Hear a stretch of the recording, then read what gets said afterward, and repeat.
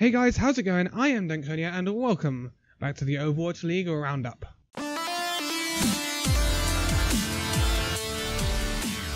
Four teams, 2 series, and a lot of minds blown. Yes, the semi-finals have been probably the most exciting Overwatch we've seen yet in the Overwatch League. What a fantastic week in the Overwatch League playoffs. Honestly, some big plays for some big players and some big prize money guaranteed for some teams now. Let's start off with London Spitfire taking on the Los Angeles Valiant. Spitfire coming off of that magnificent win over the Gladiators, being 3-0 down after in the first game, losing that game. And then fighting back, London Spitfire pulled off something that was extraordinary considering they never had beaten Gladiators before. Under this game against Valiant, and Valiant obviously had a bye because they won the Pacific, Atlantic, I don't even know what division it is, but they won one of the divisions. I really don't know what the point of the divisions is. That's going to come into another video later on. But as a winner of the division and the second seed, Valiant got a bye into this round. They did not have to compete in the quarterfinals. London Spitfire coming into this, obviously off the back of that quarterfinal with a bit of momentum. First match is probably Spitfire's more favoured map pool. It starts off on Junkertown. Now Valiant's are favourites here. The Valiant are, you've got to put them as favourites. They're second seed. They have a fairly good record against Spitfire. Spitfire, they have a decent record, but Valiant's is better. But it's fairly even. And we got given a game that was magnificent on Junkertown. Spitfire win it 3-1 with, honestly, a surprisingly dominant display on a map that is not their best map, let's be honest. It goes to the Lijiang Tower. Obviously, this is Spitfire's second best control map, I believe. I believe their best control map is Nepal, I think.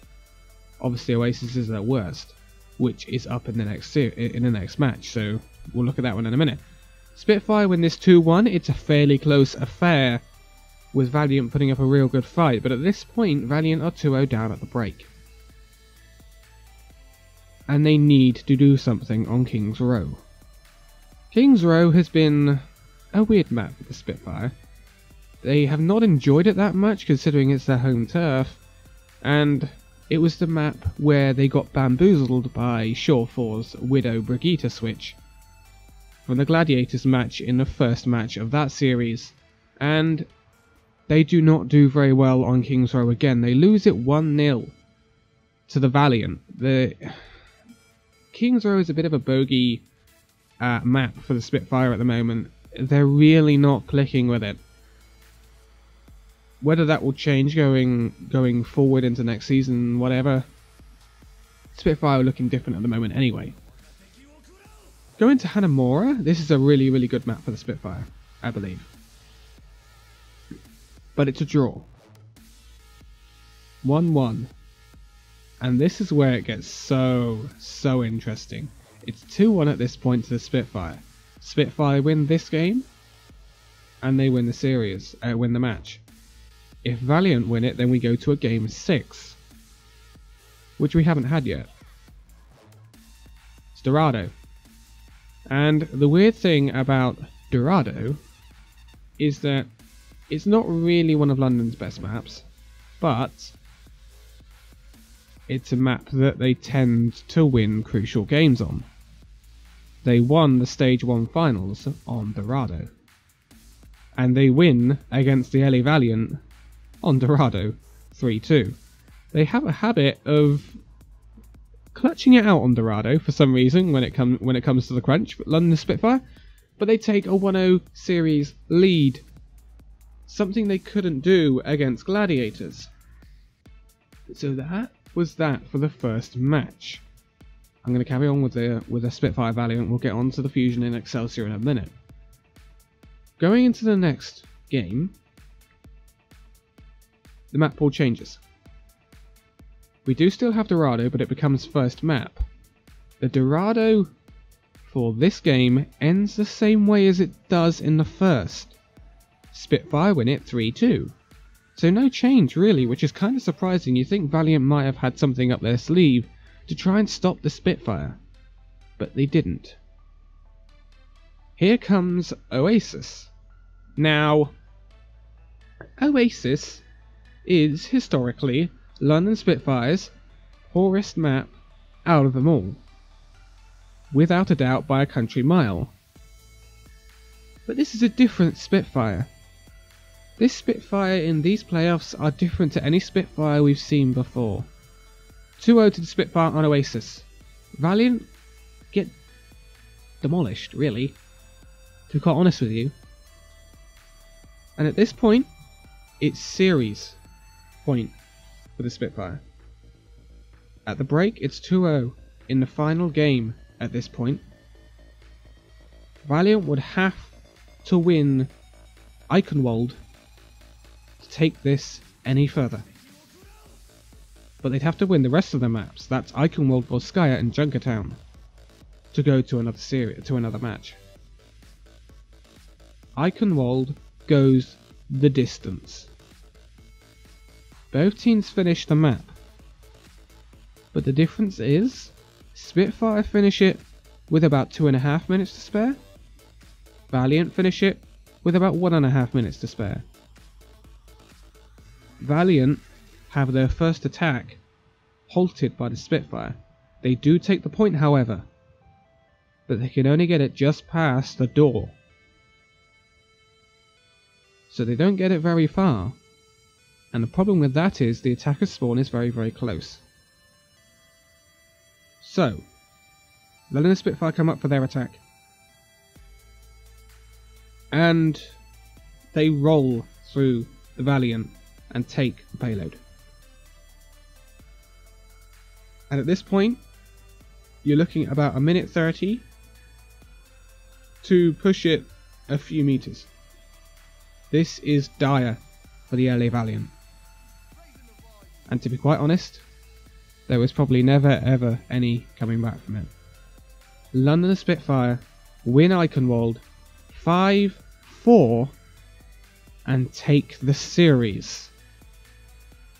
The 5th seed beat the 2nd seed. London Spitfire go to New York.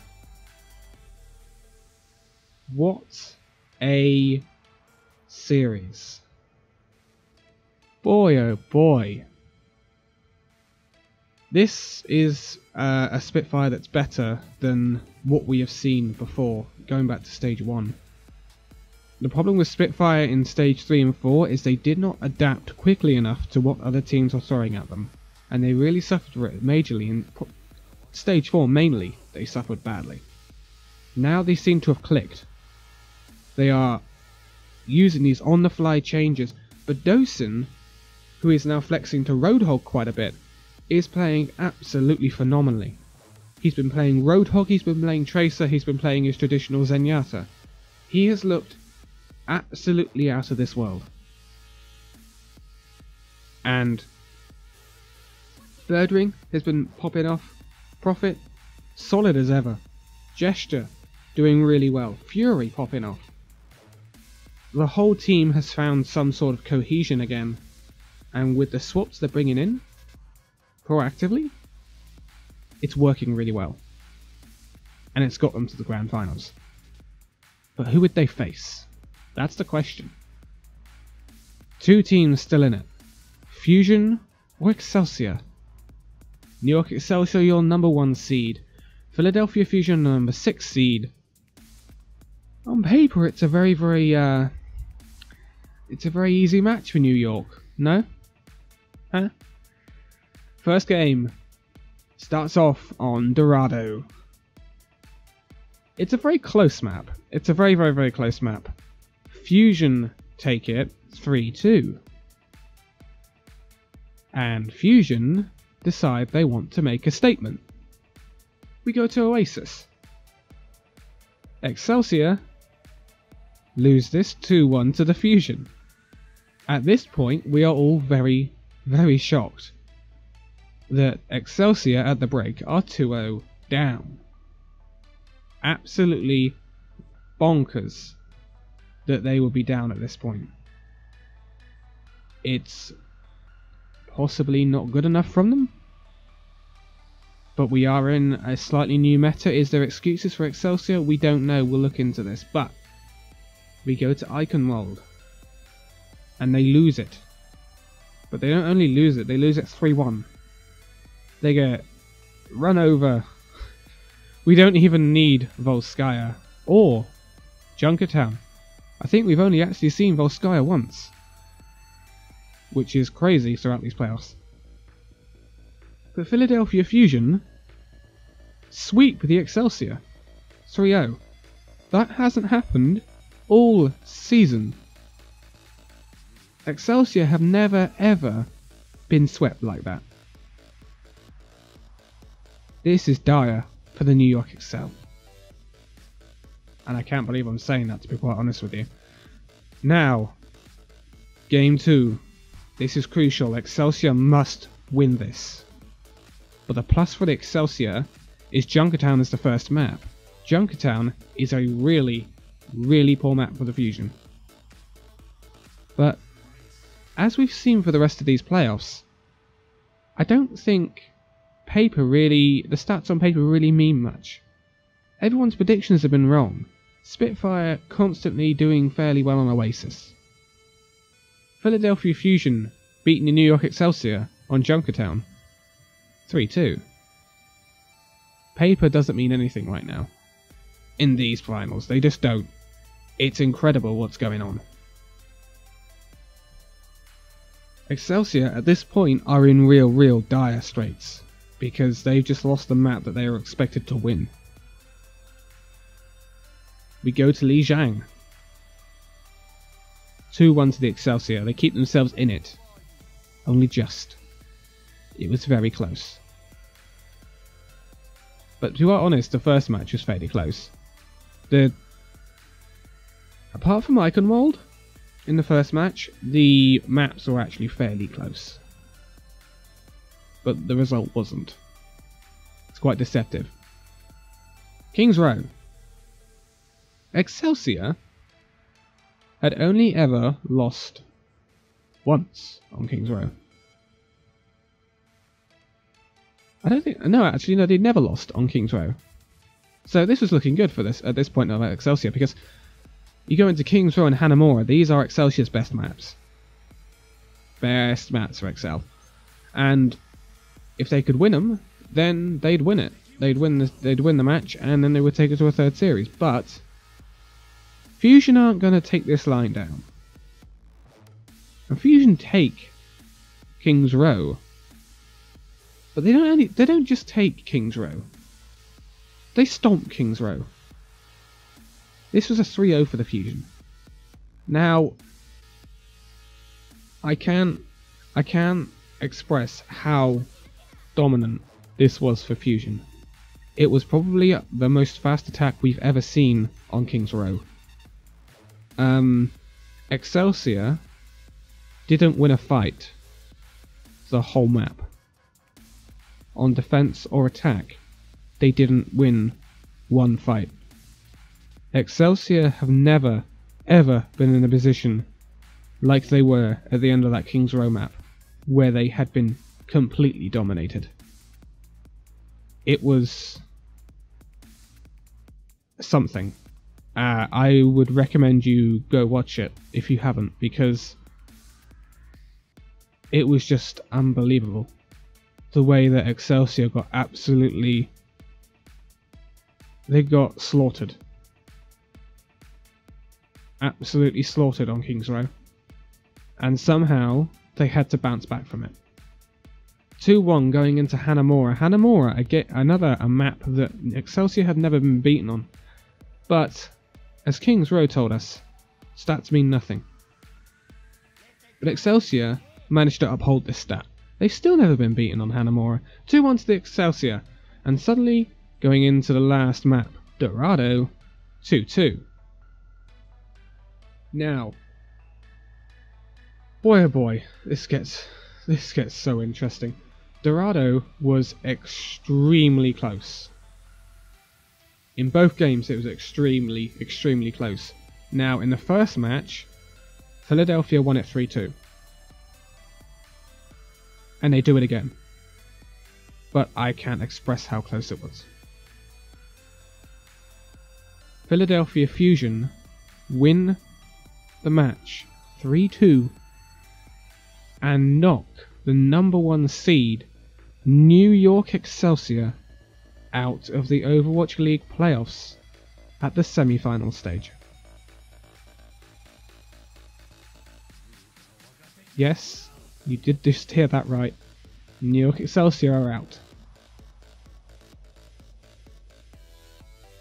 In the grand final of the Overwatch League, we will have the 5th seed London Spitfire take on the 6th seed Philadelphia Fusion. If that is not unexpected, then I don't know what is. There's the bracket. I mean, that is just incredible. Both these teams, London Spitfire and Philadelphia Fusion, have knocked out, supposedly on paper, better opponents to get there. You've got your 5th and 6th seed taking on each other in the final. It's going to be an absolute blockbuster. It's going to be massive. Probably the 2 best DPS duos in the league. You've got Birdwing and Prophet, and you've got EQO and Carpe. And in those players, somewhere, is a playoffs MVP. Who knows, huh? Who knows? To be quite honest, I wouldn't give it to any of the DPSs at the moment. I would give it to Bedosin, because he's been something else, to be quite honest, in terms of flex support. But this is going to be incredible. Both teams are playing out of their mind. And I really don't know what to expect. I really don't. This could go either way. But all I know is either Philadelphia Fusion or London Spitfire will be going home with $400,000. And the other will be going home with $1 million. That's all I know. And it's going to be magnificent. Right. So, the grand final. Where can you watch it? When can you watch it? The grand final is on Saturday, July the 28th. In New York City, at the Barclays Arena. The first game will be at GMT BST times, BST times actually because it's summertime. Philadelphia Fusion will take on the London Spitfire at midnight in the first match. This will also be on ESPN and Disney XD. And I've only got the EDT times for this, I'm afraid, but that'll be at Friday, July the 27th, 7 PM EDT. That is day 1 of the finals. That's how to watch it on normal television. It'll also be on Twitch, it'll be on MLG, it'll be on the Overwatch League website, it'll be on the Overwatch League app. Keep an eye on Twitter as well, because you will get notified on Twitter if you follow the Overwatch League as to when it goes live. The second match will take place at 9 PM BST on Saturday. And it could be the last match, or it could be the second match. There could be a third match at 11 PM to decide it all. If you want to find this on ESPN, then it'll be on ESPN 3 and Disney XD on 4 PM EDT on Saturday, July the 28th. Day 2 of the finals will be re-aired on ESPN 2 at 9 PM EDT.